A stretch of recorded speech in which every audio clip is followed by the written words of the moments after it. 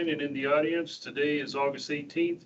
This is the time and the place for our monthly or bi-monthly Central District Health Board of Health meeting. At this time, I will ask to take roll call. I think the only one that's not here is Dr. Cole. Is that correct? You want to do that, or do I do that? Oh, great. I'll just start. Betty Ann. Yes, Elmore County. Betty Ann. Right here. Hey, Tucker, Boise County. Hey, good morning. Fort Rogers, Elmore County. And, Jane Young, Ada County. okay, I do things a little slow, a little different. And then Raul, we have you online. Is that correct? Raul Labrador here. Yes, thank you. Okay, and on behalf of the board, we'd like to welcome Crystal Rogers, our newest board member. Everything is lots of fun on this board, lots of information overload, but you do get free coffee and donuts and that kind of stuff. That's why I'm here.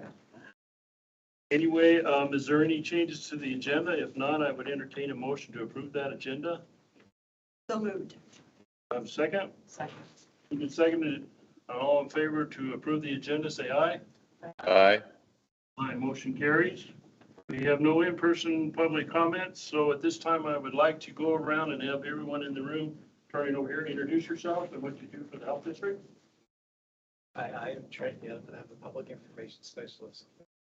I'm Sarah Wright. I'm a staff epidemiologist. Jessica McClanahan. I'm also a staff epidemiologist. I'm Jan Sylvester. I'm a member of the public. I'm Stephanie Myers. I'm the Division Administrator over Family and Clinic Services. Curtis Lovelace, Division Administrator for Community and Environmental Health. Hi, I am Survi Malaysia, and I'm the Communicable Disease Control Program Manager at Central District Health. Colin Chu, Financial Support Manager. Jennifer Wall, Community. Michelle Ward, member of the public. Okay, welcome everybody. Great to see everybody. This time we're going to get right on into new business. First one up is the meeting minutes of May 12th. Did everybody get a chance to look at those? Any additions or corrections? If not, I'd entertain a motion to approve. So moved. We have a second. Second. Moved and second, and all in favor, please say aye. Aye. Aye. Any opposed? Motion carries. Do I sign this one? Awesome. There you go.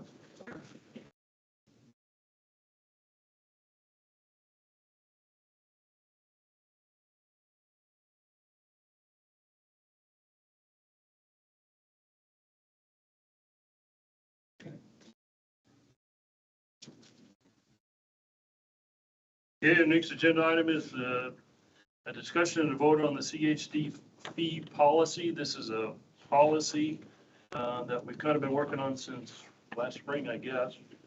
And Laurel, I'm going to let you kind of explain that to everybody, and I'm sure it's in our packet. Go from there. Okay, thank you, Commissioner Hasbrook. So after the May meeting, we really went back to the drawing board on how we were going to calculate our fees and put together this draft policy that you see in front of you. So in the past, we did not have a specific policy. We had practices that we applied to our fees annually. And if we needed to change that practice, if we knew there was something that had set our calculations out of whack, like different staff members doing the work or change in our processes, we changed the way that we calculated the fees without having a policy dictate that we could. So when we went back after the May meeting, we decided to put this policy together so that it applies all the time. We'll have the policy set, and the outputs of that will be the fees. And there's no estimation in it. There's none of the arbitrary, is this a change that's acceptable or any of that. It's just apply the policy, those calculating factors in. The output is the fees, and that's what you see in front of you. So I did want to go over a little bit what the policy includes, and we think it's really solid logic. It's easy to calculate. There's no question on what factors we're using to calculate our various fees. It is, of course, different for family and clinic services compared to community environmental health. For FCS, we looked at the different RVU rates. using the Centers for Medicare and Medicaid Services RVUs, using the non-facility RVUs for those. We know CMS occasionally makes changes to those RVUs, but it's somewhat infrequent. So we're using the non-fac RVUs for that. Then we're also using a conversion factor. We're taking their conversion factor and then basically multiplying that conversion factor by the RVU. If we have any procedures that we're performing that don't have an RVU, we're using 200% of the current Medicaid allowable. Oh, excuse me for interrupting, but tell me what an RVU is. A relative value unit. Thank you. Yes. And that's a number that's established by a formula. I have no idea, could not repeat to you, but it's standardly accepted in the industry as Gotcha. what it should be. And then we also have in there as the fourth step that CDH will review the conversion factor every 2 years. And so for the FCS fees, we determined that because the changes are so infrequent to those conversion factors, when there are changes, it's usually a few cents one way or the other. So we'll still review the fees annually at the board meeting, make sure that the board approves, make sure the policy still stands. But in terms of going back to see what that conversion factor is and entering it in for all of our CPT codes in Athena, we plan to do that every 2 years. So that covers our procedure for FCS fees. For community environmental health fees, the procedure is a little bit different. So as you know, many of the fees are set in ruler statutes. So those ones stay as is, they're in ruler statute. The way that we're calculating our other fees is that they're based on an hourly rate multiplied by the average number of hours to complete each service as determined by our program managers with the most longevity. So we went back and looked at every single service that we provide, looked at about how long that takes to actually perform the service, and that could include any kind of administration time, if there's paperwork that has to be filled out, filed, reviewed, anything like that, the actual hours performing the service. And then we figured out a rate for each service we provide. And then the other thing we did is for the indirect rate, especially over the pandemic, there were a lot of fluctuations in our indirect rate because we were charging to different funding streams than normal. So we don't want to ever pass changes in our indirect rate on to the public. So we're taking an average indirect rate of the past 10 years to accommodate for any fluctuations that might happen and calculating that in with those charges as well. The ServSafe fees, so we went and plugged all of this in and realized that since the ServSafes are classes and they could be anywhere from 10 to 25 people, we couldn't calculate the hourly rate per service because the more people per class, it would be less every time. We'd have to calculate each time we offered a class. So for that, we have a different procedure.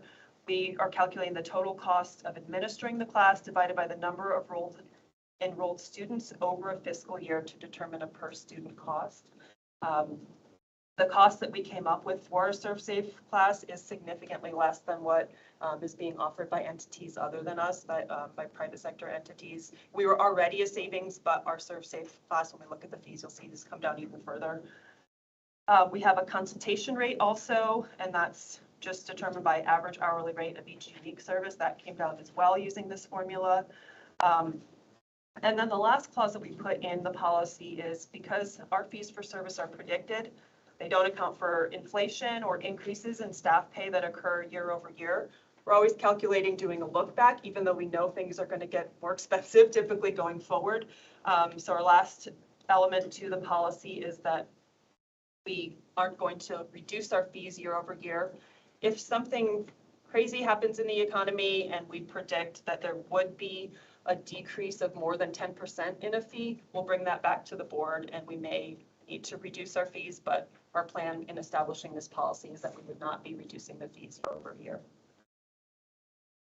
So that's, Isn't there something in code too that you can only use like the last 2 or 3 years average for the direct fees, like, I'm going to say sewer permit fees, septic permit fees? If we have a crash in the economy, it doesn't necessarily mean the fees will go down the next year because we use a 3-year average, 2-year average. Do you remember? I don't recall that being in law or statute. I know it says we can't charge more than our actual costs, and we feel that this is the most accurate representation of our actual costs that we've ever had. I will look at that and verify, and we can accommodate and change the policy if we need to. It might be a county commissioner thing, but it was cost plus 10%.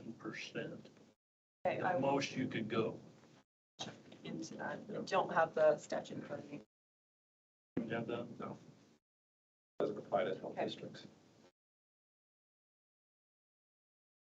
But I kind of like the part that, you know, if we do have a fee increase, it's still going to come in front of us. We approve those anyway. Yeah, so what we'll do annually is make sure that the policy still stands, but having the policy in place that dictates all of the fees and prevents, well, one, any kind of estimation with individual fees, but also if you're disagreeing with any of the fees, really, it's the whole policy that we need to go back and look at. Well, and as everybody knows, like food inspection fees are set in Idaho code. Yep. There may be a day when Betty Ann convinces the executive council to go after that and get that changed. And I think the issue there is going to be that we're all the same throughout the state. And, you know, some districts don't have a lot of restaurants and others like us have a lot. But I think if you're doing a McDonald's or a Subway or a chain store, it should be pretty close to the same fee throughout the state. That's where the issues came in years ago. And Mr. Chair? Yeah. Laurel, would you kind of, for clarification purposes, explain the difference in why we came back to this policy from our May meeting? Yes, I'd be happy to. So I talked about that a little bit at the beginning, but mostly because we had just practices in place, but it was never codified in policy. And we really wanted to eliminate, if you remember at the May meeting, there were a couple of fees that had gone up significantly, but we knew that it was including travel time and some other factors which shouldn't have been passed on, and it had to do with the staff who was covering for other staff and performing work. So we'd estimated down for that fee because we knew it was falsely inflated, but we didn't have the reasoning behind why we'd estimated down in specific numbers. We just did that because we knew it was inflated. But having the policy in place just gives us a set of rules that we're going to apply year over year, and hopefully with pretty infrequent changes to that. So it's a new policy. It didn't exist before. And I think it's really kind of important to have a policy because it will kind of guide future boards. This is what we were thinking at that time and kind of keeps everybody on the same page. That we thought that too. We talked to several other health districts. Many of them have policies in place. We went back and researched how we calculated fees for the past 10 years, and a lot of the information was legacy information, and we had the formula set in spreadsheet, but weren't sure where some of those weighting factors and conversion factors came from. So it really was starting over to bring these back to you in a way that made sense and didn't have any questions associated with it. Yes. I just want to say thank you. Got to be a lot of work, but I really appreciate it. And I would pass that on to Conan, Stephanie, Curtis, and the program managers that Curtis worked with. I'm presenting, but they did all of the work of this, so it was a lot. I was going to ask if there's anybody else in the audience that has a comment on this, anything, thoughts or challenges you guys ran into while you're trying to come up with it? Everybody still gets along after. Just a quick question from my own education. You have a lot of people in ServSafe. Our average number of participants per class, I think, was about 10, and then, do you remember the number of annual? So our average number of annual enrollment last 10 years averaged around 257. And Awesome. we're currently offering classes twice a month, and every class we are full at 16 participants per month. We're averaging 32 a month at this point in time.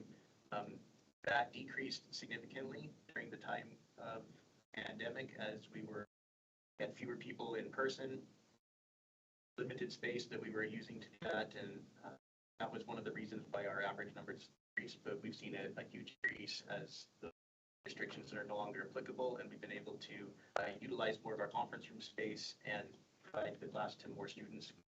Have a full class every 2 weeks, and we're often asked to provide off-site training for specific entities that will contact us and say we'd like a special class held for all of our employees, this restaurant entity or whatever it is, And so we'll often do those off-site classes as well.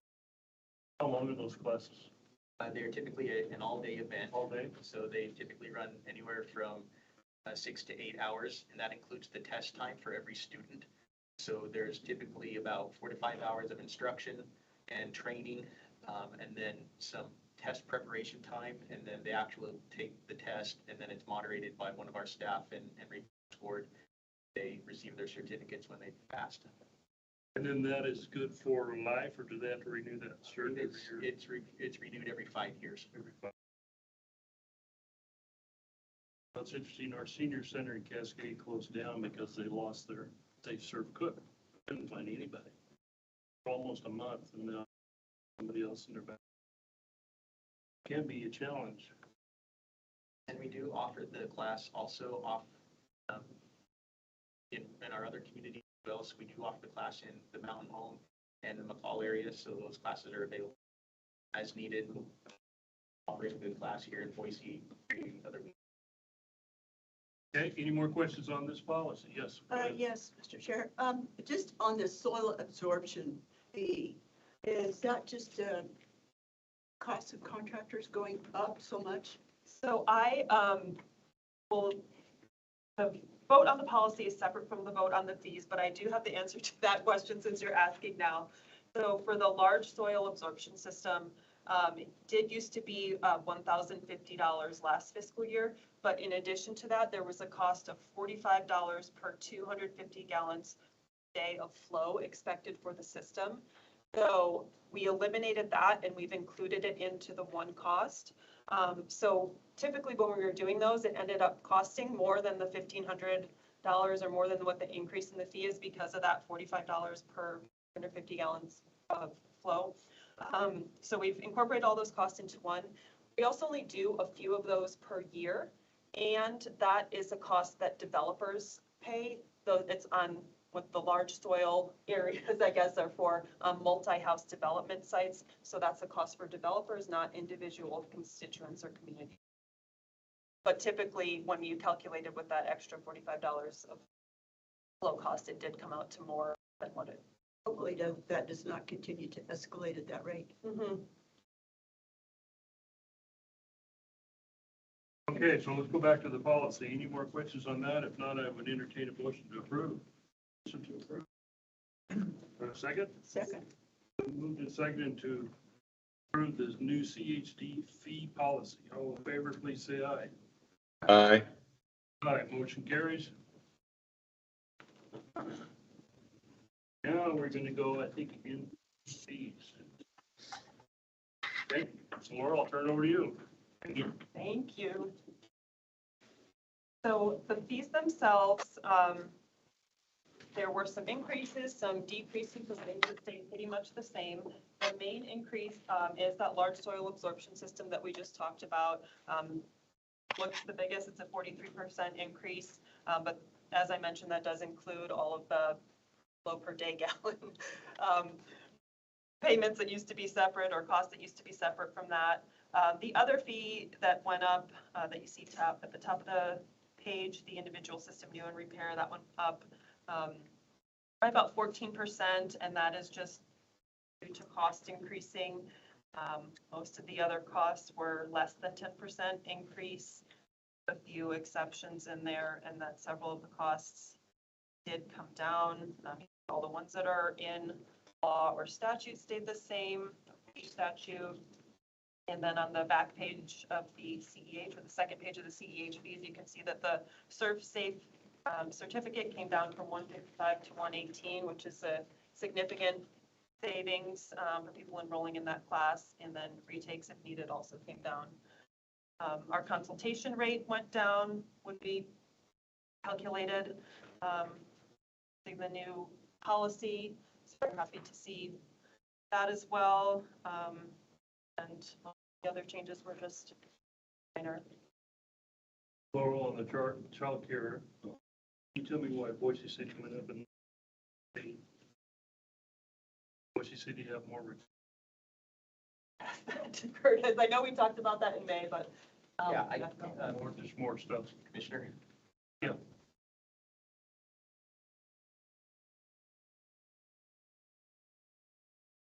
in statute, we don't have any authority to change, other than the ones for specific to Boise City. And that is based on our previous year's cost and the total number of hours devoted to that to get us an hourly rate that is then multiplied by the average number of hours necessary to conduct a City of Boise inspection, which we estimated at 3 hours by our subject matter expert, and that's how we got to the cost that we did. Well, I'm glad the rest of them stayed the same. That's the issue in Valley County right now is childcare. Hopefully. Yeah, and the large center, the center and the group are all set in statute and have the ability to change. So they'll remain the same unless they're changed in. Laurel, I think that's one of the things maybe we could add to this list is which ones is by code and which ones do. Like, I know we don't touch food license fee. Asterisk at the end is the ones, Oh, okay. I realize the font at the bottom of the list is very small, but those are the ones set by statute. There we go. Yeah, I just gotta read a little. maybe I'll put it at the top, not the, not the end. And then looking at the family and clinic service fees, you'll notice that the list is also much smaller than it used to be. So we decided to just use the top 30 services that we provide in the clinic for what we present as the fees. We did use our new policy to apply it to all of the CPT codes that we offer in our system, but there are literally pages and pages of them. So we decided to go with, for fee presentation, the top 30 services that we provide. I'm not sure how we got down to the 3 pages that we had before and what we showed for our fees, because it wasn't all of them. It was only some of them, and it didn't seem to be based on which were provided frequently or infrequently. So we went with the 30 most common services provided, and you can see kind of the same thing as what we saw for community environmental health. Some went up, some went down. And again, it's just using that consistent procedure for every single CPT code that we use that came up with these. So although there are some changes, this is kind of going to be our new starting point using that policy. And we don't expect to see changes significant from this point forward unless something big happens with the status. So I know this may sound like a stupid question, but is there a way to test for, say, dengue fever that's happening in Florida? Is that going to be an issue that we have to think about? Generally not based on our climate. Oh, Dengue. that feels like cold weather, huh? Yeah, no, and it's carried, carried by certain types of mosquitoes. That's actually endemic areas. I've done medical work in South America. But it generally has, it's a type of mosquito that lives in the water. So the subspecies that carries it, the chances of us having it here Pretty slim. infinitesimally small. If someone were to travel from Florida here with symptoms. And I think that's what's happened down there. Somebody traveled around. Yeah, so I mean, the habit of it, it's generally available as a reference test. Laboratories, but it's usually a sent out to How do you say it? Dengue? dengue. Dengue. D-E-N-G-U-E. Dengue. Interesting. Okay, any more questions on the fees? But it's awfully quiet this morning. I was just surprised at the conversion factor and the fluctuation. Well, and it's interesting because as a county commissioner, you catch a lot of heat for these kind of fees. But you have to explain to folks that it's what it costs divided by the amount of hours and staff, and we're not making money on it, it's covering our expenses. I understand, but like Laurel said, a lot of these are reimbursed by the developers. And for the FCS fees we do for our patients, we have sliding scale, we bill insurance. So in most cases, these aren't the fees that are passed on to patients.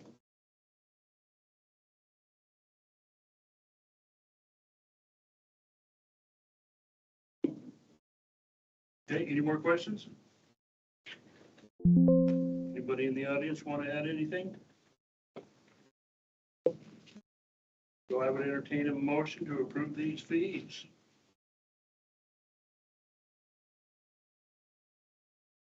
Presented. And could you expand your motion to include environmental health and family equipment fee? Thank you. Do I have a second? Second. Been moved and second. Any more discussion? All in favor, please say aye. Aye. Aye. Anybody opposed? The motion passes. We're going to be done pretty short. I move meetings pretty fast. Thank you, both. Yeah, great work. Yeah. Thank you. Okay, we're going to move on down. Our next agenda item, Surabahi, Serby, say that again. Serby. Serby. Serby, I'm going to turn it over to you. This is on syphilis by the communicable disease control team. And I'm assuming Sarah and Jessica are here too, so Yes. turn it over to you guys. All right. My name is Sarah Wright. I'm a staff epidemiologist here at Central District Health. I'm Jessica, and I'm also a staff epidemiologist. And we're here to talk about the syphilis outbreak that's been going on for a while. Next slide, please. I'll start by saying we're both desperately introverted, so this is a big step for us. So syphilis is transmitted two ways, sexually and vertically, and where we get involved more hands-on or actively with syphilis investigations, talking to the folks who've been impacted directly and also medical providers and laboratories, is truly because of the vertical transmission. And when we say vertical transmission, we're talking about the possibility of this spirochete bacteria going through the placenta to the fetus, or also possibly being transmitted at birth during that process. In Idaho, you are legally supposed to screen for syphilis at the first prenatal care visit. We have seen instances of that not happening because they're married and they already have 3 kids. But there have also been kind of those matrix, like, whoa, that was a close call because of some of those decision making. So we definitely encourage folks to stick to that screening. And then in other instances, further screening into the pregnancy at 28 to 32 weeks, because congenital syphilis is, I say, no takesies backsies. You can have deformities, brain and nerve concerns that are longstanding, like blindness, deafness, meningitis, stillbirth, miscarriage. So some real negative impacts on that baby. I also say that for me, talking about budgets is very squirmy, but with syphilis, it's a bacteria just like strep throat or salmonella. It doesn't have a moral compass, and we're seeing it impacting many communities within our district, throughout the U.S., and in our neighboring district to Southwest District. So all the bells and whistles happen in the first year. Whether or not you get treated, those signs go away typically. So the first thing, there's lots of staging. It's just more complicated. Like, I think of chlamydia as the Canada goose that just won't get out of the road. And there's like 17 babies there. Syphilis is a slow reproducer and it's very sneaky. So somebody was talking about foxes, that they'd seen 3 foxes. Syphilis is the fox. It's sneaky. And it's also called the great imitator. So those bells and whistles within the first year, it typically starts with what's called a chancre. It's a lesion or sore at the site of inoculation. It doesn't hurt and it can hide. A lot of people that we talk to don't remember having one, don't remember anything about it. So that's primary syphilis. The telltale sign of primary syphilis is that chancre or sore, and there can be multiple. You can overlap and go straight into secondary, or you can go into latent, or what I call lurking mode. So you have exposure, lurking, chancre, maybe lurking, or go straight into the big huzzah, which can be rashes, full body rashes. I know that the textbooks and the CDC site says the Fetcher Palmer rash. We don't hear about that very often. What we're hearing about are rashes on the trunk and the extremities. They go to the dermatologist, they go to the doctor, they're thinking, you changed your detergent, you were exposed to a friend's pet, you ate mangoes and you're allergic to mangoes. Like all these things, it's the great imitator, it's very sneaky. You can also have patchy hair loss, mucus patches, like patches in your mouth or on your tongue. I'm forgetting. Flat, wet warts, that's called condyloma lata. And so all those big bells and whistles happen. That rash can last several weeks. Regardless of whether or not you get diagnosed or treated, it will go away. About 25% of people down the road will have recurring secondary symptoms, but you think, whew, that was weird. I was exposed to something and then it resolved. But when you have all those things happen in the first year, it is transmissible when there is dermatological involvement. So those sores and some of the mucus patches, that's when you can transmit it to others. And that's who we are including in our outbreak, is people that we've determined through exposures, known exposures, signs and symptoms, or that bookmark of a previous negative, which is very helpful. That's who we're counting in the outbreak, is the people in that first year, because that's the momentum of this outbreak. That's where it's still possibly transmitted to others. After that first year, it kind of becomes a personal problem, but a person who is pregnant at any stage of disease can pass that on to a fetus. It is likely to happen when it's in that first year, but it is possible at any stage. And at any stage of the disease, you can have more involving neurosyphilis. So you can have your vision changing or hearing loss, like you sound underwater. You can also have nerve damage or concerns about tingling in your fingers, or your arms and legs not doing what you're telling them to do. So we put this together before Maui. I apologize if this brings up those thoughts, but what we're looking at with the outbreak is the fire versus the smoke, because the fire is where we're seeing that early infection where there's still spread or potential spread. And the smoke is those cases that we have sometimes incidentally found because more screening is happening, where it's really like we still do everything we can to help stage that and get people treated and sometimes notify contacts and talk to them and do all the education. But we're focusing on the cases or the people who have had those earlier infections because we're really trying to, put out spot fires. Next slide, please. Here are some of the demographics that we've seen in the past couple of years. The thing that's the most striking is just how much all of those have gone up. We've seen quite an increase. By age, we have seen it mostly in the 26 to 45 age groups, but all of those pies are increasing. In the past, since January 1st of 2022, we have had cases from 15 to 87 years old. So it's not in these typical larger groups always, which is why we think it's important to increase screening. You can also notice cases by sex by year. It's traditionally thought of as a male disease. We are seeing increase in females as well. And that's where it gets more anxious for us because of that vertical spread in people of reproductive potential. Reported race by year generally follows what we see in our communities anyway. We just wanted to include it in transparency. Quick question, the 23 data is through which month? Because It's July 31st through the end so of we're July. halfway through, so we're on track to stay about where 2020 was. Yeah. Jessica, looking at your graph, it looks like the 18 to 25-year-olds is a pretty stable number. It is usually, yeah. We luckily have not seen as much of an increase as the 26 to 45, but there also could be less screening at that age group because of people's assumptions. And the CDC screening guidance says, and I was reviewing it this morning, like there's very specific language for chlamydia and gonorrhea of like age groups to screen. With syphilis, it talks about like, well, what if they have, for women if there are these risk factors. And what we're trying to share with the one-on-one conversations that we have with providers, with the people that we talk to, tell your friends, is that we're in outbreak setting and there is more of this happening than what is being screened for. And so we're hitting that caveat in that screening guidance that says in outbreak setting, expand your threshold and look farther, because is anybody a morel hunter? Yes. When you find a morel, what do? You find one morel, what do? They're everywhere. Well, you get your 7-year-old who's this tall and you stop. If you find one morel, you're going to find other morels. You just have to stop and look around, right? So that's essentially what we're doing. But just because we see morels right here doesn't mean they're not over there, right? You know where to look when you find one.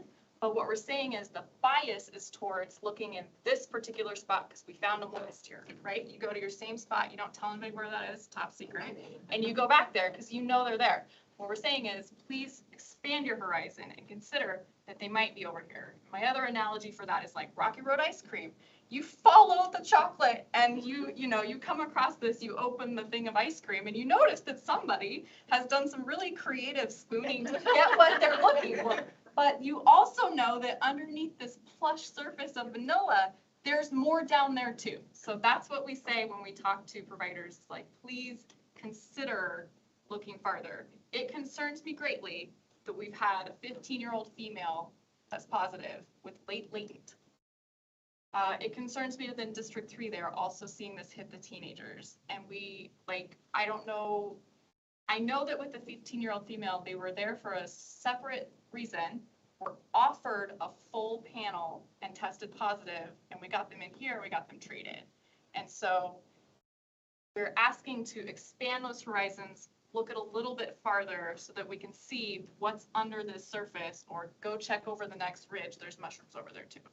Please eat all the ice cream. Yes. Next slide, please. So we're trying to find reasons why the incidence of syphilis in our health district rose by 167% from 2018 to 2022. And some of our theories are that testing is complicated and, like Jessica mentioned, not always offered if you're not in that one spot of Rocky Road. Not all healthcare facilities, when someone asks for general STI testing, will test for syphilis. It's usually gonorrhea and chlamydia based on what the risk factors are. And some people do not feel comfortable getting tested by their primary care provider due to fear of stigma.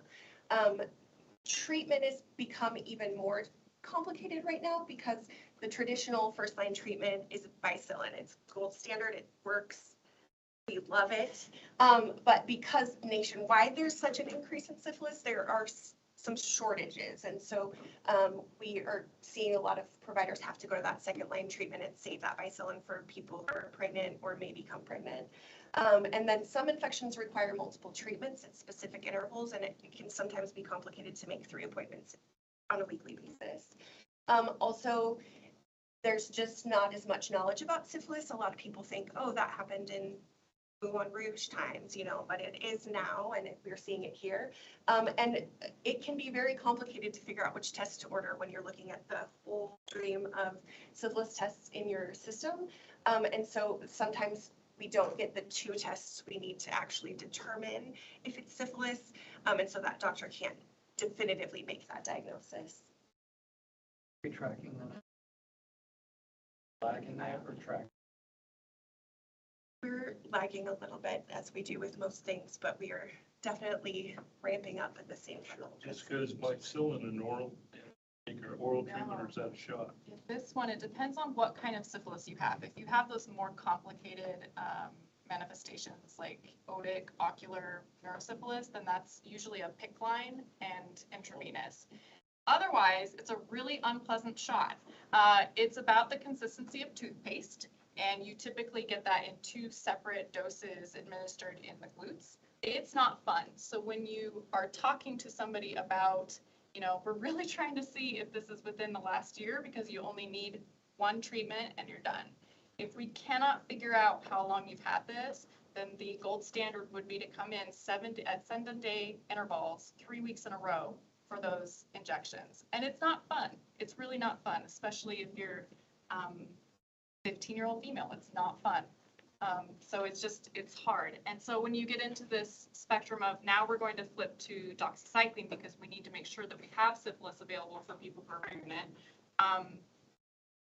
That's an oral medication. It's twice a day. But when I follow up for people who are in, justice-involved situations at the jail or at the correctional facilities, and I'm like, hey, how's it going with pill call? Are they showing up twice a day? Is this happening? And yesterday I was talking to one of the providers, and they said, they've missed 3 doses since August 2nd. And so then you get into this kind of wishy-washy area of 3 years from now. What if you've got, we're looking at serology. They're blood tests, there's titers, you're looking at numbers, and it's like, well, how do we interpret that if we don't think they finished the doxycycline and the doxycycline wasn't the best choice?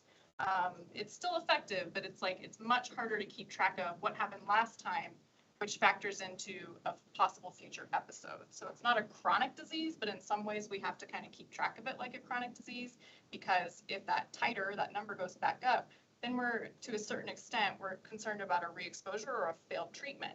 And with this doxy kind of coming into the game more often, for people that have a penicillin allergy, you can take doxycycline. If you're pregnant, the only option is penicillin, so you have to be desensitized in the hospital.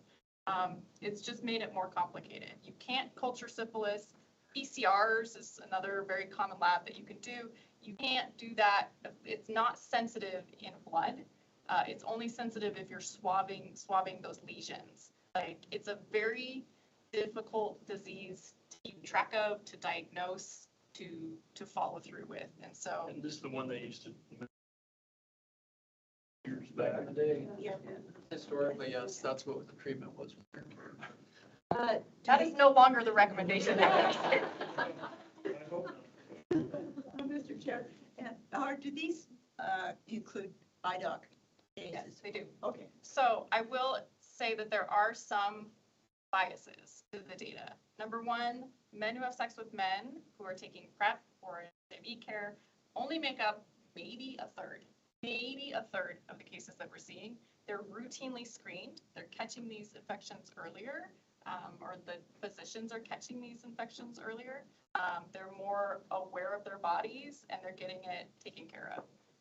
When we have anybody in Idaho who enters into the correctional facility, at the local jails, there is very little screening. We do offer testing at Ada County Jail. I have worked in coordination with the Valley County Jail as well as Elmore County Jail. Their staff is awesome to get certain contacts tested and treated. But when people come into IDOC, they do opt out screening for syphilis, HIV, and a bunch of other things. And so I do go out and chat with people, regardless of where they were living or residing before they ended up there. But I also keep track of what their sentencing county was, because sometimes that's an indication might have been living before. Kootenai County is kind of a maybe, because there's a lot of the Spokane Valley folks back and forth. But what I can anecdotally tell you is that we're seeing in the Treasure Valley, those are the sentencing counties. So it could be ours, it could be just, there are very few and far between that come from either East Idaho or, so most people do channel through ISCI, spend a few weeks there before they are at their longer term home. But These are inmates that are coming out of jail. there are people who are either coming out of a jail setting and just been sentenced. There are people who have parole violations or probation violations. I'm still very interested about learning about how all of these pieces of the justice system fit together, because I think it has, I'm just very curious about it, but it also helps me to talk to people about where they're at and where they might be going and how this might have happened. And so, but there are some, but that does not, I would say that does not make up the majority of our outbreak. Sometimes I'll go talk to somebody at the prison and they will tell me 7 people that I want to follow up with. Half of them are here, half of them are in the Canyon County or Yet, or it's local.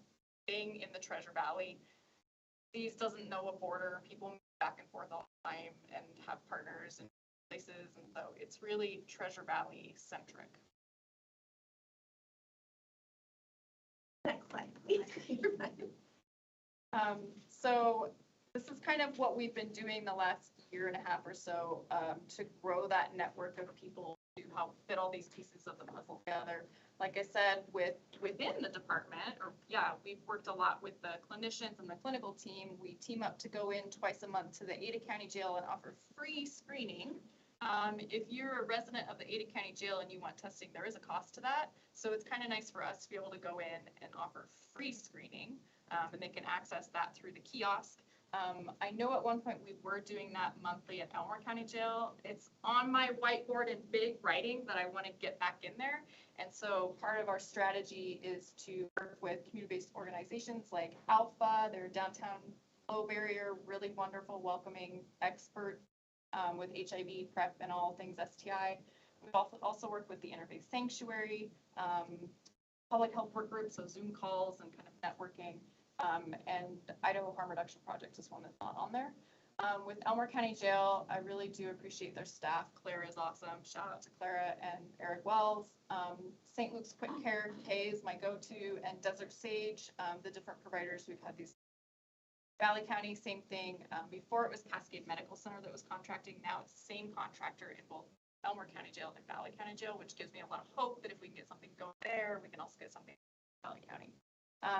And the St. Luke's providers in Valley County, we have these kind of one-off conversations that we take as an opportunity to be like, we're not seeing plantar palmar rashes. We're seeing it on the trunk and we're seeing it in different age groups, and keep your lookout. And in Boise County, we haven't had any provider conversations, but we have seen people who had these infections in Boise County. So far, it's mostly been the western part of the county versus the Idaho City area. But what we're looking to do with the mobile unit and offsite testing protocols that we're developing so that our staff, that is 3 out of 4 of us, I'm working on it, are FleaBot certified. They can do blood draws. We just have to have that protocol in place so that we can go to meet people where they're at. I can see, you know, in Elmore County, some people have told me, like, I don't want to go to Desert Stage to get tested because my cousin works there, or my, you know, it's a small town. It's different in a small town environment. And if there's a way that we can subtly go in, offer a bunch of things, one of which being serology and, you know, quiet, respectful testing for these things and discussion and education about it, we'd love to do that. There's also Let's Get Checked. So people can order a free kit to do STI testing to go to their doorstep, or if you don't have a doorstep, you can PO box or whatever, you do the testing at home, privacy of your home, and send it back in and they'll get you your results. They can send those now because they recognize the IDHW. We've given them feedback that not everybody has a doorstep. How do we integrate these in, like Interfaith Sanctuary or the unhoused population in Boise, for example? And so they're starting to administer kits to, like, Interfaith could order some, and then they could offer those to their clientele that way. So we're being more flexible with ways that we reach that. Here, a quick question on Valley County Jail. We take a lot of IDOT in and a lot of county inmates. Right now, we're out of the county. How do you communicate that, or how do you keep track of those that were made down in a certain time? That's hard. And you know, the IDOC website isn't always up to date. They've done some updates with their systems. And so we had somebody that we tested at Ada County Jail. We didn't have their results until they'd been transferred. Ada County Jail staff told us he was out at IDOC. IDOC told us that he's not in the system. And then we're going, huh. So you get on the iCourts website and you're looking at, well, where did you have other charges? The person ended up in Adams County, got treated in Adams County, then transferred to IDOC. And then it's like, I'm trying to interview this person before because they have primary syphilis. I'm trying to interview them before they disappear into one of the other facilities that are harder to get into and engage with. I think maximum security is kind of my limit. I'm not thrilled about going there. But then they just kind of disappear into the system. So I can't speak to, I didn't know, like, are they temporarily holding people in Valley County because there's space, because Ada County is bursting at the seam, ATV? Yeah, there's a lot of this fluidity going on, but we do what we can to find people and get them treated, which, because they were in Adams County, then you're transferring it to District 3 to follow up with their facility, and you're relaying all this information back and forth. So they got treated. I wasn't able to interview this person, but we do try. And it's always voluntary. Whenever I go into a correctional setting, I say this is voluntary. It does not impact your trajectory, because some people are very concerned that talking to me may cancel their rider, or, you know, so voluntary, confidential. You can tell me to go kick rocks at any minute, and like, this will not impact where you're headed at all. What are the kits that you can order get delivered to your dad solve some of that conflict? Inmate was able to do that. I would love to talk to all of the all of the counties other than Ada, about strategies to make it work. Because I would love to see more screening in those settings. One of the nuggets we're seeing is in people who are justice involved, may or may not have substance use, and may or may not within the 12 months prior or after diagnosis have some unstable housing. That's a lot of Idahoans, a lot. And so I would love to strategize offline with how we can get more screening in those outlying counties in whatever setting feels comfortable and culturally. Trying to remember the company that you guys use them to, Bill Medical. Can't get the name right now, but we had to do that for the, like in our case, I think it's Sawtooth, a year. Sawtooth Correctional Medicine. Sawtooth, very good. Eric That's it. Wells Yeah. used to work at the Ada County Jail. He is very public health oriented. He is right back with me with text messages. He's like, yeah, let's get them tested. When I reach out with contacts, within 24 hours, we've set it up. We're like, hey, I will drive Corey, thank you, Corey, drove the penicillin to the Elmore County Jail because you all had a meeting out there earlier this summer. Right, right. He drove penicillin to the jail to make sure that that person could get treated. So we can do some of those things where we get creative and collaborate, but I would just love to see that everywhere. Glad to hear the Sawtooth has been very cooperative. They've saved us a ton. Bill Tort. And Clara, who is she's either a CNA or an MA that works in the jail in Elmore County, is employed by Eric Wells, but she's also she grew up in Elmore County. She loves her community. She does split days and to make sure that people get their med call. And she has the weirdest schedule. She's like the most flexible bend over backwards person. She's like, I love poking people. Let's do this. We just have to get those things together to coordinate. So we just gotta get through some of the tape. Well, we've got this huge population in our county that's living everywhere in old abandoned trailers, vans, campers. Houses are stuffed, and I don't think contacting. And we will go out and knock on doors. Do it in a way that's like, I'm not, let's talk about spirochetes. We're careful about what we do. I always take off my badge and like dress accordingly. If I'm gonna go to Elmore County, you may see me in jeans with rhinestones, you adapt to where you're going. But We're in Valley County.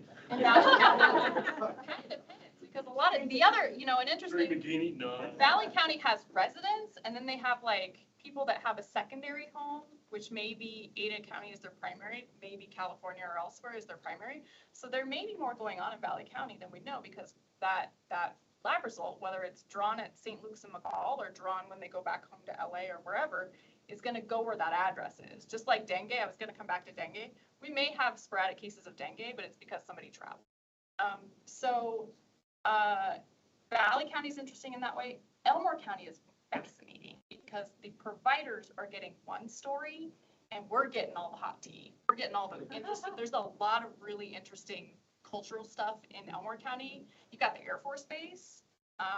Some people hook up with folks with the Air Force Base because they know the Air Force staff are getting tested routinely. That's their harm reduction, So there's like really cool stuff happening in the outlying counties that the doctors aren't hearing about. And that's what keeps it interesting for us, but it also helps us, we're a third neutral party in the interesting stories, and it helps us to find the other people.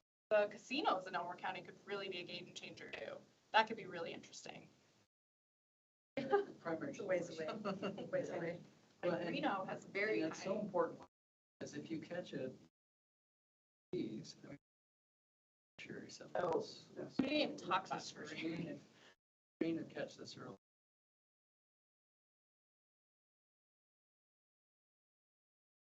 Okay, you got some more slides. Yeah, we'll rush through it. Next slide, please. As Jessica mentioned, we do voluntary investigation and partner services in all counties. This is a great place to do one-on-one education, but we also can help provide linkage to care. If they haven't been treated yet and need a place to go, we can help them find that. We can connect with the provider and let them know, like, hey, this person's coming in. We can offer a referral. That's one of the things that I love most about this job, is helping people find care. We have done a couple media campaigns just increasing awareness of syphilis. We can provide provider education and outreach. We work a lot with Terry Riley Health Services, Full Circle Health. I attended infection prevention meetings for St. Luke's, which is really nice because I can say, hey, we're seeing a lot of syphilis and here, and how can we help you with the bicillin shortage? That sort of thing. Jessica does really great work out at IDOC. And then we have really great community partnerships with the Harm Reduction Project and the Ada County Jail, where we are, or in the future, we'll hopefully be able to go and test at those locations out in the community to reach more people. Is there a correlation, someone that you're also treating HIV, you syphilis test for that? If they're in HIV care, they get regularly screened for all STIs, and so that's a really great thing that they can catch any infection early and get that treated. And on the flip side, anybody who is being tested for syphilis should be tested for HIV at the same time. It's the CDH guidance. If you're testing, it's like Bert and Ernie, test for one, test for the other. You always see chlamydia and gonorrhea screened together. You should always see syphilis and HIV together screened. No. Next slide. We've done a lot of work bumping up our collaboration with District 3. They also have an open outbreak. It's really one big outbreak, and DHW is leaning towards, like, let's just make this one big outbreak, and that takes away a little bit of our flexibility in the jurisdictions and bureaucratic piece of it, but it really is just, disease knows no borders. It is the Treasure Valley. We have monthly calls with their team to talk about our current situations and scenarios, and Dr. Blue did an ECHO presentation. I know some IDHW folks have done ECHO.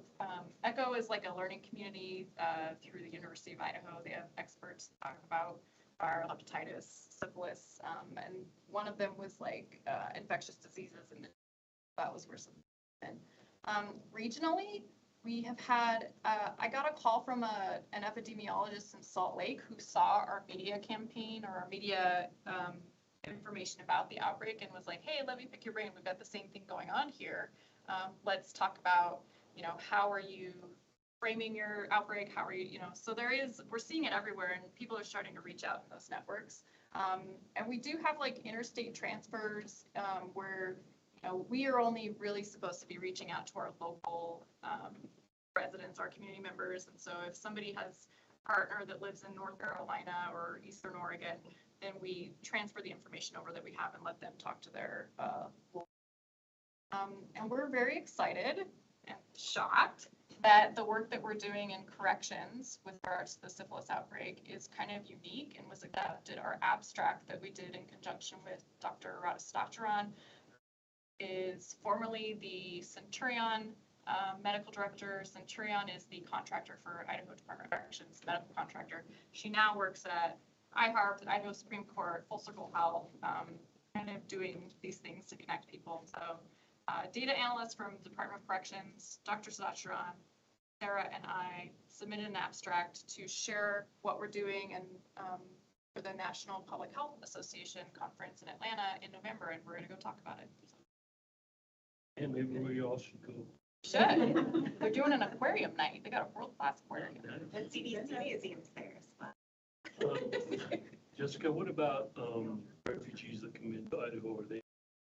So that is, people are screened prior to arrival.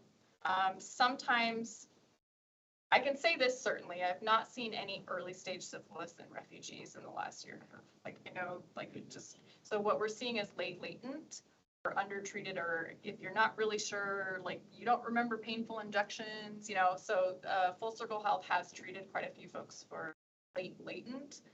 But the other tricky part about that is that when we see, so Treponema pallidum is the bacteria, when we see these results as a treponema positive, it is specific to this infection, but there can be some cross-reactivity with things like Penta, Bijel, and Yas. Those are things that we don't have local issues with, but they could be something that was from whatever country or location that they came from. But we do see people that are being treated for latent as they're coming in and establishing care. I'm not seeing transmission in that specific community. In the fire, we're seeing the smoke. Sounds like you guys are on top of it. We're really, it's out of control. But thank you. Next slide, please. And we appreciate your time. And obviously, we love talking about bacteria and we appreciate your time. Thank you both. You did a great job. Thank you.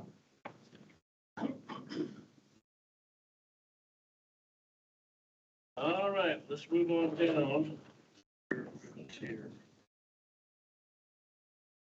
2023 year-end financial report. I'll turn that.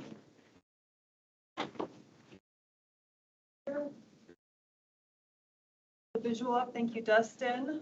So we will talk about our year end through the end of June of 2023. And I'd just like to take a minute at this meeting to thank our finance team. I mentioned Conan earlier with the putting together the fees and the work that he did on that, but Conan's just been leading the finance team for a few months now. And in addition to the year-end report, the fee work, we've also had a complete transition to Lumos, our entire financial management system. We've switched over and he's had to lead that for the agency, as well as doing all of this work. It's been in a new system and he's led a team of Patty, Corolla Rose, and Zainab, and they've done just a fantastic job of getting everything together and doing the work that was necessary to make this huge transition as an agency. So thank you, Conan and team. Looking at the numbers of our year-end report, at the same trends that we saw throughout the year, or what you see in this report, we ended the year, as we have the last couple of years, in a very comfortable financial position. Our total revenue, you'll see in that top square, top chart up there, was greater than what we budgeted at 121%. And that is largely because we got $2.5 million in advance that couldn't be used this year. We received it in this fiscal year, and we've pretty much just set it aside for use in future years, the years that it's allocated for cash basis accounting. So we have to represent it in this year, even though we know that it applies to years going forward. When you look at just the top chart itself, you can see that most of what where the numbers turned out for the year are exactly where we planned for them to be. We stayed really close to the budget as we revised it at budget revision time. Being a little bit closer at some of the trends there, the FCS differences in contracts and other were because we had moved some funds around during the year. Some were moved from the other category to T&B once we decided how best to utilize them. Good news for family and clinic services is that our fee revenues ended slightly above where we planned to be. We continue to see those increases in the FCS fees. And for a while, they'd been trending slightly downward. So to see them up, to see more people utilizing our services, we see as a very positive thing. And then you look at below the chart in the county contributions, interest revenue, that the cash advance, county contributions were always a little bit below what we planned for the whole year just because of that timing offset and receiving money in July and August from Ada County for that fiscal year. But of course, we represent it in the year that we receive it in. And then as we have tracked all year, our interest revenue is greater even than what we planned at budget revision, continues to trend upward. And we have adjusted next year's budget to plan for that or anticipate accordingly that it will continue at that rate. Okay, and then we talked about that 2.5 of restricted cash advance that we've moved forward into next year. And we'll talk about that on our cash carryover, look at what you'll see for restricted cash advance on that, which is greater than it has been in previous years. Looking at our expenditure, our personnel came in 97% of budget, close to where we expected to be. Operating costs were about $300,000 under what we planned. And that had to do with during this past fiscal year, that's for support services, our operating costs were 130% of where we planned to be. During this past fiscal year, we transitioned that to our IT department purchasing all of our IT equipment rather than specific programs so that we can transition those pieces of IT equipment between staff members without having them relegated to a specific program. So the burden of the cost shifted to support services rather than being spread out in the other divisions. So that's why you see that increase of more than I think that's a great idea. one person to be in charge of all of that. It allows a lot more standardization of equipment and then just that facility to be able to transition computers, laptops, phones between people without them being owned by a program. It's been a very positive change. You'll see that our capital expenditures were significantly under what we planned and have an update on that. So we had talked throughout this past year about a planned bathroom remodel project. And we put that out to bid. We had an architect help us with some drawings and kind of prepare for us what we thought a reasonable estimate might be for the work. We got one bid in on that and it was more than twice what we were anticipating. So we decided not to proceed with the bathroom remodel at this time. It just didn't make fiscal sense. Which We'd already- facility? For this facility, that would have been the 2 public restrooms and the 2 staff restrooms. And the estimate that we got in was over $300,000 for 4 bathrooms. And I So, think that was a great decision because it's pretty hard to find any contractors right now.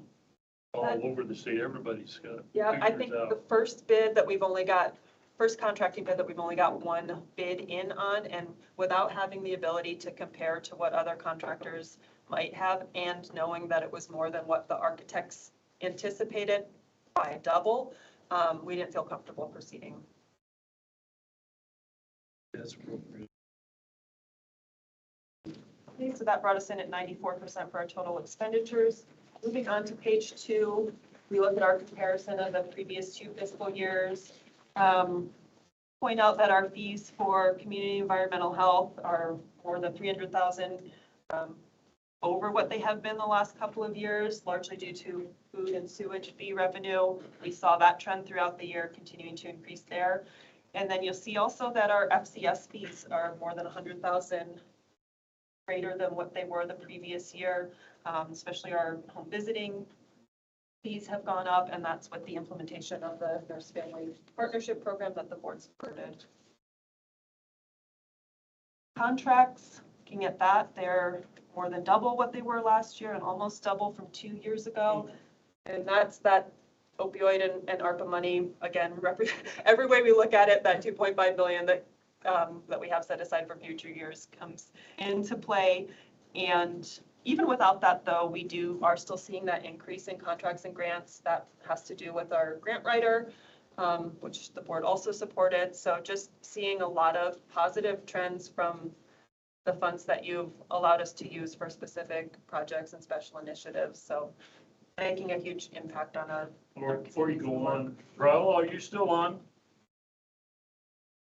The reason I ask is. Yes.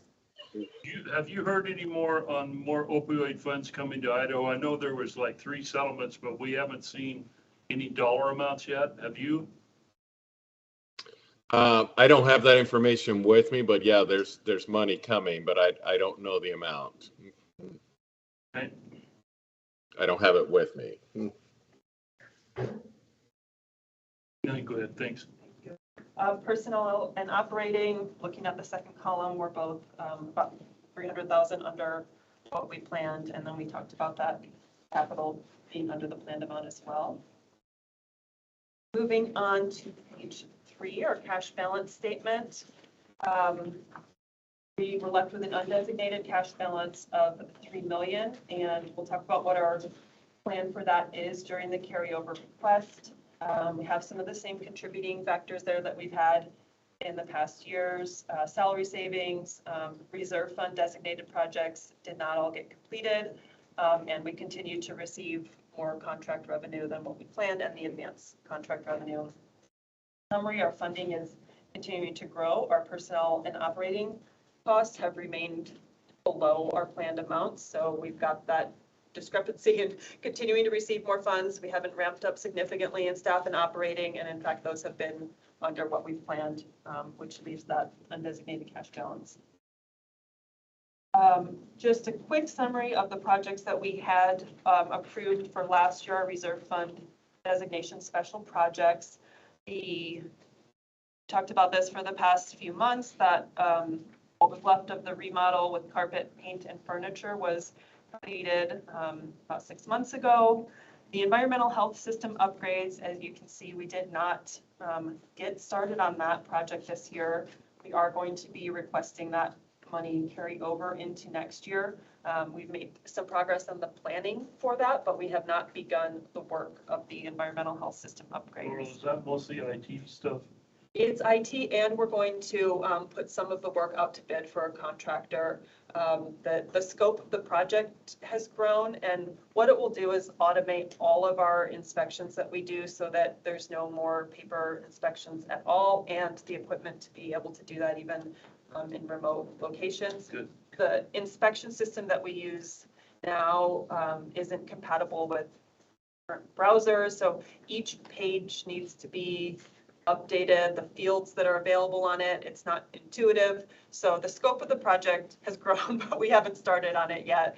So we'll talk about that in the carryover request. But once it's done, it will be a significant change for the inspectors, for our communities, and then for our data entry staff as well, who are still having to do some manual data entry. Just so you know, we've been doing that in Valley County. It's in our second year, Tyler Technology out of Texas, and we're doing stuff for our appraisers. Okay. It's all going to be online. Moving all of our business accounts, everything's going over to Tyler as we speak right now. They've been great to work with, but they can set up an iPad for just about anything you want to do. So you guys go out that way. Yeah, we'll make a note. Yeah, make a note of that because they've been great to work with. Okay. Kind of spendy, but everything's going to be no more paper. And then our last special project designation was our employee retention that was distributed in December of 2022. No change in that. We spent about $218,000 of that and had a balance of about $36,000 left over. And then the rest of our reserve funds remained unchanged. Left a total reserve fund designation of 4.5 million, restricted funds at that 2.5, and the subtraction of that leaves that just about 3 million of undesignated funds. But yeah, go ahead. Mr. Chair, Laurel, is our operational reserve fund number has stayed the same for a long time, but our services have not. Is that still adequate? No, it is not, and we will talk about that on the carryover request. We are going to be requesting augmentation of the operational reserves because it doesn't cover 3 months of operations anymore. Thank you. Laura, the question on the employee retention, the 36,000 that left, I'm assuming that's just because we didn't have full staff. Yes, that's correct. There, from the time that we requested the employee retention in this meeting last year, in August of last year, to when we distributed it in December, there was some turnover, and it cost less than what it was predictive, so it cost less than what we planned. So we could use that towards the next agenda item for this year, correct? Well, I guess it's just in cash carryover. Okay. Any other questions on the year-end financial report? Thank you. Okay, so our next agenda item is on the retention and setting plan. Mr. Duke, you're up. Thank you, Mr. Chairman. So last year at this meeting, we went over the cash carryover designations, and Laurel will do that on the next agenda item. And that's money that was not spent during the year and is available to designate to special projects. So we have a number of special projects as well as increasing the operational reserve that Ann had asked about. So what I would wanted to share with you as far as data, we had a really high turnover rate, and I think a lot of businesses and government organizations had experienced that during the pandemic. Ours, if you look at it was September of 21 through August of 22, when we met last year, was around 30% turnover. So I call it pretty extreme. Our typical turnover is about 10, 12%. So we did a retention incentive, and that was very much appreciated by the staff. And looking at that same time period through the current month of 2023, our turnover rate has dropped to about 17%. So it's about cut in half. I'm not going to sit here and say it was 100% due to the retention incentive, but I do think there was value in that. And I think employees see that, that they are valued as employees by management and certainly by the Board of Health. So what we would like to do this year, Laurel will discuss it in the cash carryover request. I just wanted to call this particular item out so you would have the, number one, the data to see what this contributed to as far as the impact. I think it's been really quite positive. The cost will be around 117, about 255,000 total. It'll only be 117,000 from our cash carryover because we did receive a public health infrastructure grant from the Department of Health and Welfare that's paying for 4 or 5 positions, plus we included retention incentives in our request, our proposal to Health and Welfare, and that's a 4-year grant. So this will be the first year that will help supplement what we'd be doing with any carryover. And again, this would be year to year, so there's no commitment for next year unless the board would approve it and the economic conditions were right to allow that to happen. We would stay with the exact same structure as we had last year, just for consistency. So staff are aware if you stay beyond this period of time, then you'll get a higher incentive. So it's structured that less than 6 months would be $500, 6 months to less than 3 years, meaning when you get to the 3-year mark, you move into the next category, would be $1,000. And then anybody with 3 or more years of service with Central District Health on December 22nd of 2023 would receive a $2,000 bonus. And those would be paid in the first paycheck in January, which is January 5th, 2024. So I just wanted to, again, call that out separately. I know I appreciated the board's support of that last year. I hope you'll be able to support it this year. We definitely have the money to do it. And our turnover is higher than where I would like it to be. And I hope soon we'll get back to where we were pre-pandemic of 10 to 12%. So this isn't an action item. It's just a discussion point. If you have questions for me at this point, I can answer those, or you can certainly ask Laurel when she presents this as part of the overall carryover package. I have one question. The grant from the Health and Welfare, 4 years, how much was it? The total grant, I don't recall the exact amount. So you're going to take roughly 137,000 of that and use it for this? Yes. Yes. Okay. That's my base question. Yeah. Perfect. Yeah, 137 and change for the next 4 years was allowable for use for retention incentives in the grant. The other part of it, which we don't have the exact number for, was for the positions. So most of it went into staff directly paying for their personnel, and then that remaining 38-ish was for retention incentives. And can you guys remind me, what is our paid time off policy? Are you allowed after 5 years? Like in the county, we do after 5 years, you get 2 weeks. PTO a year. After 10 years, you get 3 weeks. What is our policy here? So I don't. Another incentive is why I'm bringing that up. Yeah, so we follow the state system in that regards. They start with us, that you don't start with, but you start accruing immediately sick leave at 3.7 hours per pay period. And that never changes. And then I think you get roughly, is it 12 days? After the first year, you would accumulate 12 days, and then after 5 years and 10 years. So it continues to increase the longer you're with the organization, and it ultimately is capped. Well, I think that might be another incentive that we can maybe offer, is to bump that PTO time off after so many years. Got a little more enticing, if we can.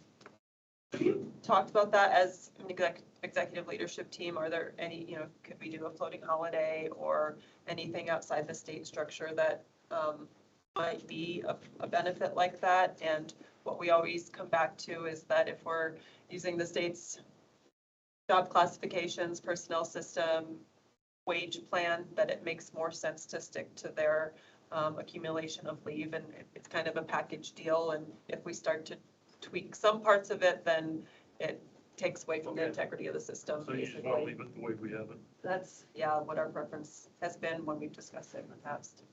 And then really our only incentive would be just to increase this retention bonus or check. That, and we offer a host of other benefits that we think are pretty good to keep people around, just with our annual staff meeting that we do. We do employee breakfasts, we do a couple of lunches per year we have a separate fund, a wellness committee that does activities to raise funds and pay for those things. So they're not huge benefits, but they're nice to haves, and we think that that goes a long way to impact the morale. Any comments, any questions? I think, personally, I feel like we need to do it again this next year because it seemed to work. We have a lot of head shaking, a lot of nodding, so I guess we're good on that. Sounds good. We're not, this is not an action item, but that's something that we're going to talk with after the meeting is, of course, we need to designate some of these as action items. Just to keep ourselves out of trouble. Anything else on the retention? Any more questions? Okay. So now we're going to go down to cash carryover designations. Lauren, you want a motion on that? Yes, this will be an action item, and this is where the actual designation of the retention incentive lives. So that part of it is an action item. This is, information on it was the informational piece, just to give you the background and what we're actually able to impact. So just brief reminder on the reserve fund policy that we have. So the policy lists 4 categories for reserve designations. This is the board approved policy, special projects and carryover projects as determined appropriate. The board gets to set those. Personnel reserve, that is funds that we save for the 27th pay period that occurs once every 11 years. We'll talk about that a little more in a moment. The operational reserve, which is primarily for cash flow needs and emergencies. The board has set the standard of having a 3-month cash flow in that operational reserve. And then our capital reserve, the board has the opportunity to set that as well. That's for major facility-related costs and capital planning, specifically for any emergency things that come up during the year. The roof blows off of one of our buildings and we don't have it in the budget. We've got the capital reserve available to pay for anything calamitous like that. Okay, so looking at our total cash balance at the top of the carryover reserve fund proposal is just under 10 million. You'll notice here that our restricted committed cash is much bigger than it has been in past years. That's what we talked about at the end of the last fiscal year. It comes back in at that 2.5 million. And these are all of the things. Usually there's 1 or 2 things up there that are listed for our restricted committed cash, but we have a whole host of them this year. The biggest being that opioid settlement of 1.5 million, and then the ARPA funds are distributed into the projects that they're committed for. So that brings us down to a number that we're more used to seeing. The 7.5 million there is total available cash. And then we will talk about our special projects for this year. So the top item there is the carryover from last year. That's that environmental health system upgrade. It was at 100,000. This year, we're requesting $150,000 for that full overhaul of the system and upgrade. Some of that work will be contracted out, and some of it will be handled in-house by our IT team. We don't have a full estimate on what the project cost might be, but in looking at the RFQ that we put together, Curtis and I are in the process of reviewing that now, knowing the piece that's going to be contracted out and what we have to do in-house. We think 150,000 is more reasonable for the scope of work. The employee retention incentive, as Russ talked about, we're requesting 117,000, less than half of what we requested last year because it is augmented by the 138,000 from the infrastructure grant that we received. A new thing that you see on the list is the purchase of a van, which would be a mobile medical unit that could go to any of our counties. We put a proposal together for the van. We have not made any strides towards actually purchasing or pricing exactly what we would need in the van. But there's a team of people from Family and Clinic Services and Community Environmental Health that put a proposal together for a mobile medical and outreach vehicle. The benefits of that would be what Sarah and Jessica were talking about, being able to provide on-site testing, privacy for that, being able to get to many locations as we want to, potentially providing medication-assisted therapy, being able to move large medical equipment and storage, all of those things that we haven't been able to do in a mobile way in the past. So communicable disease control would be using it multiple times per month. WIC program would be using it to provide outreach and enrollment services as well. Our oral health program would use it, as well as health policy and promotion. Some of the things that they would like to add to the van are refrigerator to store medications, vaccinations at the temperatures that they need to be maintained at, hand washing station, centrifuge machine, a label printer, space privacy for self-swabbing, mentioned by Sarah and Jessica. Need to add some electrical outlets, a blood draw station, really extensive ability to use this van in a variety of ways. Laurel, is there cost associated with all those parts and pieces? Yes. What is that number? I don't have the individual cost of all of those modifications. Our very, very basic estimates, the van itself without the modifications is in the range of 60 to 70,000. The modifications from the list that I just went over, I'm guessing, again, haven't priced any of those things, probably in that $20,000 to $30,000 range, which is why we came up with the $100,000 request. If it's under that, that money stays in the reserve fund designation. If it's over that, I'd be coming back to the board, but I don't anticipate that it would be. And is this a four-wheel drive van? So I apologize for not knowing the specifics. I don't think they put it in the proposal. Four-wheel drive, especially in Valley County and Boise County. Curtis? Yeah, Yeah. Chairman, answer that question, the van that we were looking at did have an all-wheel drive option that we would be at, in particular for access to Boise and Valley County. Perfect. Betty, any Mr. other- Chair, Laurel, will there be a posted schedule for like Horseshoe Bend, Idaho City, Garden Valley for the van? I think we'd like to improve how our calendar access to what events are coming up on our external website. We're also close to releasing a new cdh.idaho.gov. That should be happening in the next couple of months, but improved visibility of what our events are. Don't know how it might appear. I haven't seen any mock-ups of that, but. Go ahead.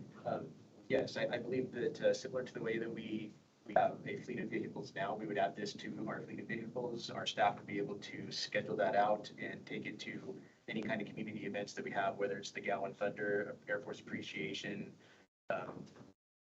anything going on in any of our communities or events that we have. How about primary care versus just special events? Primary care. Yes, we could attend any of those events in any of our counties. Our staff would be able to reserve the van, the mobile unit, take that, have multiple staff that could attend, and we could have WIC, communicable disease, drawing blood, tobacco and vaping prevention and cessation, all operating in Horseshoe Bend for a period of time out of the mobile unit for the day. And we'd be able to carry out a number of those public health related activities, providing oral health, our parents as teachers, our diaper programs, all of our different programs would operate out of that mobile unit for the day.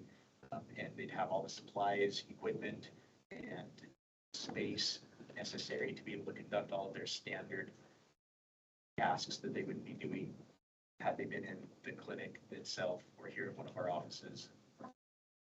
Yeah, that is a piece of the pie I think we've been missing is primary care on a schedule in our outlying areas.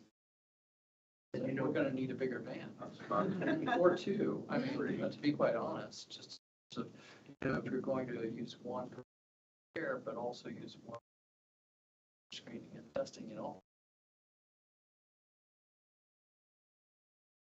I mean, once you get this one built, I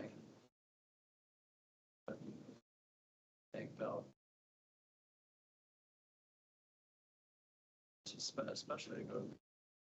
What you're describing is a lot of staff in a small space. Yes, yes. But if you can mobilize that in smaller units, and see how one goes, but very important. It's rural regions we do have. I appreciate those comments, Dr. Cole. I don't think 100,000 is enough. I think we ought to put at least another 20 or 25 into this. Let's do this right. Let's buy a nice machine. And I know to outfit like a deputy pickup, stickers and lights and all that, it's about $12,000 just for that. So I feel like we need to put a little more in there, and let's do a nice, this is gonna be our upfront, everybody's gonna see this. Well, and the nice thing about the reserve fund is that we report on it every board meeting, so you can always see what the balance is. So if we put an extra 25,000 into our van proposal and you approve that and it comes in under, and we do the nicest route, then, we'll have that left over to carry over again. Yeah, I think we really need to make an outreach to Boise County because that's been a big hole in our services. And we've been talking about this van for the past couple of years. We had, excuse me, a couple of grants that allowed for purchase of a van, but only if it was used specifically for that grant, and the federal reporting requirements, the use over time became so complicated that it wasn't worth doing it through, or part of it through a federal grant. None of them allowed for the purchase of a whole van, but then having to track federal reporting and depreciation over multiple grants was more of a burden than we thought it would be worth. But being able to request district funds for it, where we could use one van for all purposes to start with and then expand beyond that, we think the potential impacts on the community are maybe one of the most significant things we could do. And I know in Valley County, we're in the process of purchasing a jail transport van, the Dodge van, 4-wheel drive. And it's big enough that they slide in facility with 5 seats on each side that are all strapped in to, you can transport 10 inmates at a time. And the van alone is like 115,000. The insert, we don't know yet how much that's gonna be, but probably looking at close to $200,000 by the time it's done. So don't cheapen it. Make sure you guys, if you need more, come back. Work for everybody? Okay. So we need, make a motion and a vote on the cash carryover designations. Everybody is good with that? I'd entertain that motion. Carry over reserve fund for both. Second. Motion and second, and all in favor, please say aye. Aye. Aye. No one's opposed, motion carries. Okay, the next agenda item is one that I had to put on for, I think it was in April. May 12. And I don't know if you guys have noticed a lot lately in the news, there's been a lot of companies that are making employees come back in. We deal with a lot of Zoom and board meetings, and we're finding out that we're losing the connectivity with people that serve on these boards. And so over the years, last year, we've asked people to come back in and attend personally for these meetings. I know it's probably easier to Zoom in, but I think it's important that we all meet and talk, see each other face to face. And I feel like I appreciate Dr. Cole being here today. I'm hoping that will continue. But I feel like being in person should be a requirement if you want to serve on this board. And how everybody else feels. I agree. There has to be exceptions, you know, and, but yes, I think we lose a lot by not being here in person. I like to be in person, just get called to nationally travel and lecture, so sometimes I can be here. But when I do, I try to zone in. Just depending. I agree, I prefer in person. Ursula, you're good with that? And this is an action item. So I'll make the motion. Oh, Ralph, do you have something to say? I do. I'm actually not in person. It's one of the reasons that I have chosen to ask to not be on the board anymore. You're losing your volume. Oh, Ralph, we're losing your voice. Can you step closer to your mic?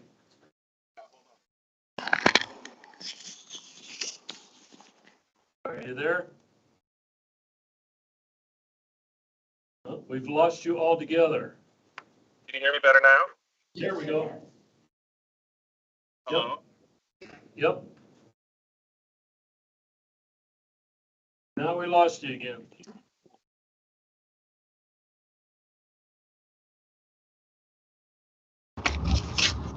Where was that? That's right, I start to. Yeah, well, he's trying to get back on. You can see him bouncing on and on. Can you hear me better now? There you go. That's better. Yes, sorry about that. So I'm obviously not in person, and I think it is better to be in person. It's one of the reasons that I have asked to, I resigned from the board because I have so many meetings, so many travel appointments that I need to do that I'm not able to be in person at the time, all the time. But I do think you have to be really careful with a policy that goes beyond what the statute says. I think you can have a desire for everybody to be in person, but I don't think that you can have a policy that requires everybody to be in person, because the statute doesn't require everybody to be in person as long as you're participating through some means. So that would be my only concern with having a policy like that, where the board is asking everybody to be in person. And I don't know what power the board would have to punish somebody if they're not going to be in person. Well, I don't know either. Do we have any policy on that? Yeah, I know you when don't. you Yeah, miss you don't. roles, Yeah. If you miss 3 in a row, you're automatically off as a county commissioner. Well, and that's what our bylaws currently say. 3. 3 meetings absent. Yeah, that's absence. Yeah. Okay, well, I appreciate everybody's input. I think maybe we don't need a motion on this. It's more of an intent or a feeling that the board feels the same way, that we will all try to attend meetings in person. And Raul, while you're here, thank you very much for your service. It's been great to get to know you over the years, and I wish you luck in the future. Thank you. It's been an honor to serve with you guys, and it's been an honor to work with the staff at CDH, the professional staff that does such good work for the people of Idaho. And I just have really enjoyed my time with all of you. Thank you. Okay, we're going to move on down to our agenda then. Our next one is a director's report. Okay. So I have just 2 items I wanted to go over real quick. One is that my annual performance review is coming up in October. And what we do organizationally from a data collection standpoint is we do a culture survey. And we'll do the same survey, same questions as what we did last year. That's an anonymous survey that goes out to employees. It's open for a couple of weeks. And then once we get the data back, I'll share that information with you, as well as a comparison from prior years. And then our leadership team, all of our program managers that report up to our division administrators, and our division administrators will also have the opportunity to respond to an anonymous survey. It's more detailed. It's a survey that you all will receive, and I appreciate if you could complete that. That's helpful for me to hear what the board is thinking, as well as all of my direct reports, and that information, boards, performance evaluation, leadership team evaluation, culture survey will come to you in the board packet ahead of the October meeting. The second item is we have a lot of events coming up. We do events year round, and I thought it was important for me to share with you some big events that are happening. One is Gallon Thunder, and that's happening on the 26th and 27th of August. And it looks like there's going to be around 150,000 people attend that event. So The second is Air Force Appreciation. That's on September 9th. And I know sounds like there's a week of activities, but Air Force Appreciation Day is on the 9th. So we will be at Gowan Thunder. We'll be at Air Force Appreciation. And then Pride, Boise Pride this year is going to be on starts on the 8th, 9th, and 10th. And we'll be at that event as well. The, What day was that again? I'm sorry. which one? What's your pride? 8th, 9th, and 10th September. of September, yes. So those are, you got the August 26th and 27th, September 9th, Air Force Appreciation that we'll be at, and Pride, September 8, 9, and 10. And the thing I was going to bring up, because Pride last year, there was a lot of controversy based on the schedule of events, and the board approved a policy in October that no private entity or event we're not going to sponsor. They're not going to use our name and logo on any of their materials. So we're still paying all these organizations, just like we've done since October, to basically rent space. So we set up our tables. We have a tent with CDH's name on it, and that'll be for where our staff sit and share public health information depending on the audience. Eventually our new band. And eventually our new band, that's right. So one of the challenges I will say that we've faced and is almost all of these organizations, there are sponsorship agreements, partnership agreements that give you sponsorship rights. So most recently, and we're not going to be doing it just because of the staff resources that we have, is the Western Idaho Fair.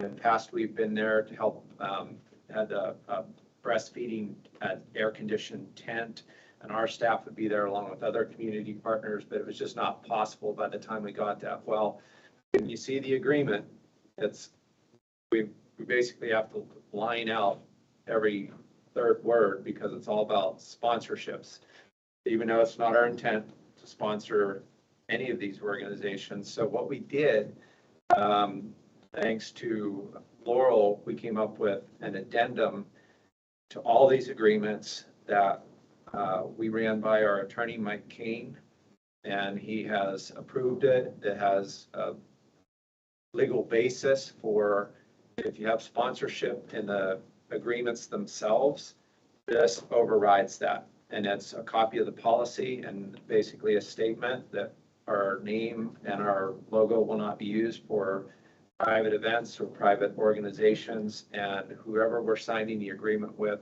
has to sign that along with my signature. So now, if they violate it, that's a different story, but I think we've done due diligence and have done everything on our end to continue to be at numerous events. I think it's great to get our name out. When you have Boise Pride at about 50,000 and Gowan Thunder at 150,000, I think we don't want to miss the opportunities to be there and to share public health information. So that's all I have, Mr. Chair, for an update, and stand for any questions. So if you could possibly maybe email us that policy that Mike Kane came up with. I think there's some other organizations that I'm involved with that would like to see that. The addendum. The addendum, yes. I will send that Thank you. when the meeting adjourns. Okay, this is the last item on our agenda today. Does anybody have anything they need to discuss before I adjourn? Anybody in the audience? Oh, Crystal, tell us more about yourself. I'm on my third year as county commissioner. There's no fire hose. I'm still drowning. In Elmore County, I think that all our problems would be solved if we could make water out of tires. More water talks and tire talks, and I'm here to with everybody, but I was active duty for the United States Air Force, and I just got out of the Guard.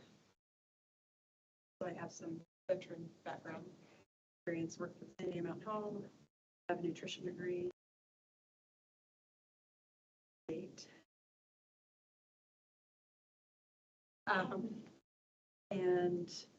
I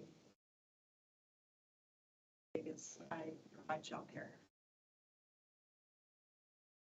Yeah, And I'm Chris, on I the school understand board. Richards just passed away. No, White County, Oh, that was Hawaii County. White County. Okay. Oh, yeah, you're in one. Never mind. Neighbors, they're Neighbors, though, yeah. way out. I'm pretty involved in the youth, I guess. Charter school board is, How big's your daycare? well, I had two. And I sold one to my manager. Offer more opportunities for childcare. Lacking. And it's a huge problem in our employees because they can't. I'm fortunate enough to retain my employees due to culture, but it's definitely hard. Being a commissioner is a lot of fun, but you're right, it's like information overload. I feel like I'm maybe ready now. But I do have some background in the contracts for landfill, city level, just to run the swimming pool. I think everybody's. And that's where the tires come from, is from the landfill. About that. We have the same problem up there. It's a problem. And all over the county. The other one that's starting to uptick in ours is lithium batteries, which are a hazard. And it's gonna cost us $57,000 this year. We have the advantage of having US Ecology Oh, area, and so they do a cleanup annually. so we'll just bring them to you guys. We have to be a resident. So, yeah, ours goes Have a clear to magic Seattle. address. Go clear to Seattle, be big. US Ecology does really well. They do that service for free. Their whole staff is there, and all their PPE and air lit up. And what they do with it from there. Anybody else have anything else? You've been awfully quiet today. Trying. When's our next meeting? That's a good question. October 20th.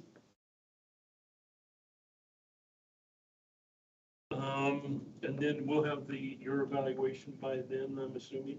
Yes. Then we need to talk about bonus and all that kind of stuff down the road. Do now. Okay, if there's no more business, I'm gonna go ahead and adjourn this meeting. And thanks everyone for showing up, and see you in October. Thanks, Raul. Take Yeah, care. thanks, Raul. Thank you all. Somebody else will